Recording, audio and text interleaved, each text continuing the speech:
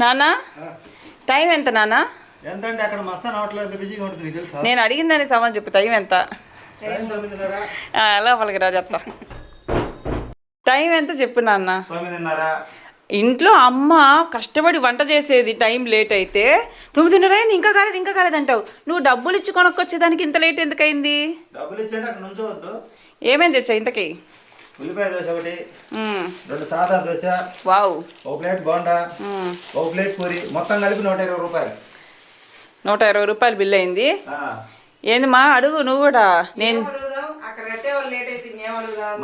Hotel దగ్గర మంచి quality tiffin దొరికింది, కానీ కొంచెం లేట్ అయింది పార్సల్. ఎందుకంటే బిజీగా ఉంటారు కాబట్టి రేట్లు తక్కువ, క్వాలిటీ ఎక్కువ. చట్నీ చాలా టేస్టీగా ఉంటది. మా ఊర్లో కల్లా నాకైతే మాకు ఇక్కడ ఇష్టం చట్నీ. ఇడ్లీ దోశ అయితే వీళ్ళ దగ్గర బాగుంటది. అంటే డిమాండ్ ఉన్న చోట వెయిట్ చేసి కట్టించుకుని రావాలంతే. 2 నెలలు పెట్టలేదు ఎండాకాలం అని, ఇప్పుడు మళ్ళీ స్టార్ట్ చేశారు, మళ్ళీ బిజీగా ఉంది. అసలు లేట్ ఎందుకైందంటే ఇదిగో మా నాన్నగారు జుట్టుకి మీసాలకి కలర్ వేసుకొని మేకప్ వేసుకొని వెళ్ళారు. తలెత్తి చూపించురారా. ఆకలి అవుతుందా? ఆకలి ఉన్నాడు ముందే వెళ్ళొద్దా?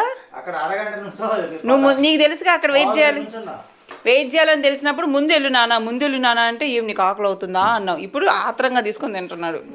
పావు గంట నుంచి వచ్చింది. ఏం చేస్తారు?